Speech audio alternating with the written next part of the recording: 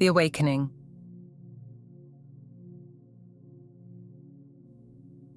The moment the scrolls and artifacts fell silent in their pedestal, the air in the chamber changed, not just with tension, but with something deeper, something ancient. A sharp chill coiled through my spine as the torches flickered, their flames shrinking like they too feared what was about to unfold. Then came the wail. It ripped through the silence, reverberating off the cavern walls like a broken mourning cry. From the depths of the chamber, a formless entity emerged, its misty shape unfurling in jagged spectral tendrils. Its voice echoed like fractured stone grinding against itself. Intruders, you have desecrated the sanctum of ancient prophecies. Your journey. Before it could finish, the spirit lunged. A violent surge of icy energy snapped toward us, so fast I barely had time to react. Kieran grabbed my arm and yanked me backward, his voice sharp. "Riven, move!" I stumbled, heart hammering, but instinct surged before fear could freeze me. My breath steadied. My hands burned with the magic before I even realized I had summoned it.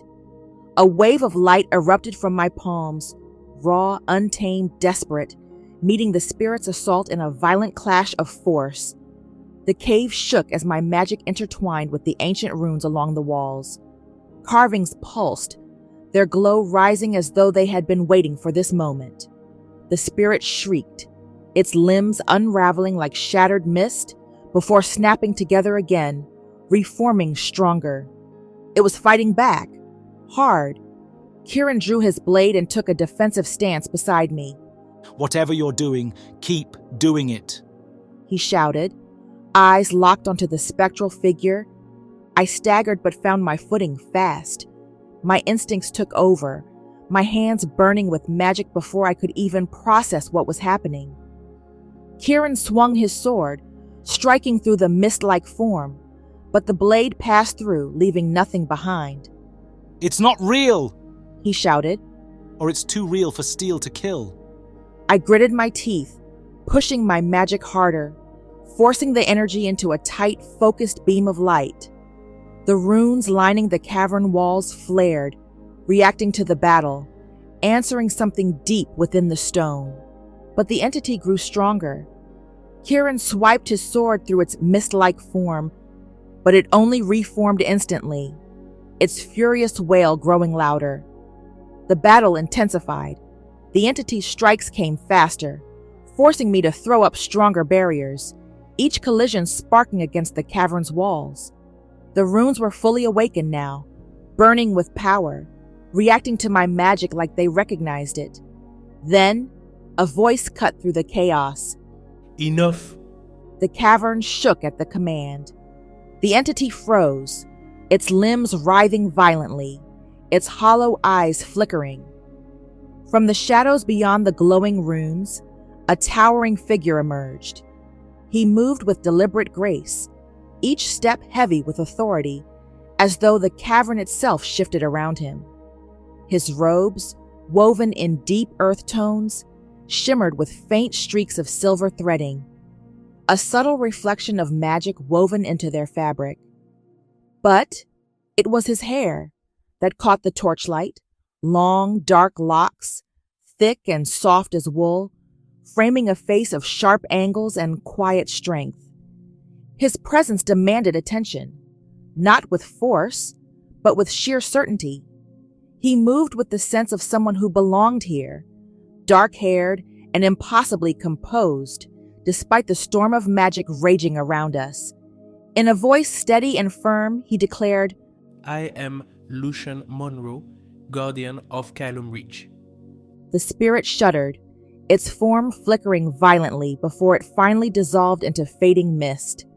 I gasped, my magic still crackling against my fingertips. The cave exhaled, the pulsing runes dimming as if the sanctum itself was finally calming. Kieran, still gripping his sword, let out a shaky breath. "What just happened?" Lucian stepped forward, his dark gaze moving from me to Kieran, then back to the chamber itself. The magic ware is not simply written, it is alive. You awakened it, and the sanctum responded. I swallowed, feeling the weight of my power still thrumming beneath my skin. We didn't mean to. Lucian held up a hand, cutting off my apology. Intent is irrelevant to forces this old, His gaze locked onto mine, unreadable. but fate has strange ways of guiding those who are meant to uncover its secrets. Lucian studied me for a long moment, then exhaled. The word has been triggered. Caelumreach, the hidden city of the Druids, has felt your presence. I stiffened. The city has felt us? Lucian tilted his head slightly as if measuring his words carefully. You don't find Caelumreach, it decides who may enter. A chill danced along my spine. Kieran exchanged a glance with me before gripping the hilt of his sword. And what does it decide about us? Lucian's lips curled slightly, not a smirk, but something quieter, knowing. You've already been accepted. Behind him, the carved archway of the cavern shifted, revealing a passage beyond the stone.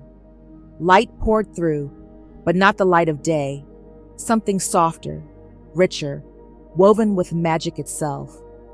I felt drawn to it, as if the power I had just wielded and the city's pulse were one and the same.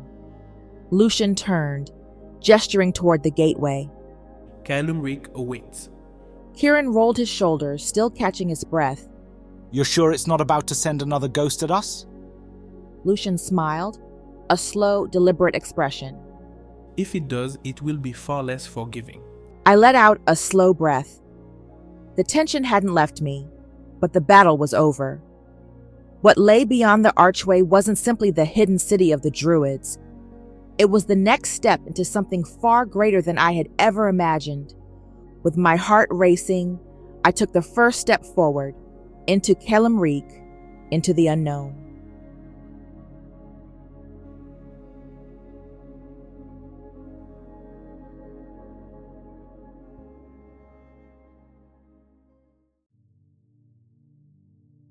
During all the commotion, when the clash of magic rumbled the earth and the ancient runes blazed in warning, something shifted deep beneath the sacred halls of Caelumreach.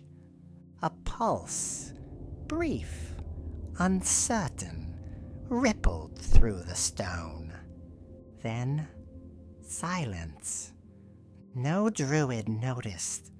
No guardian stirred, yet something had entered.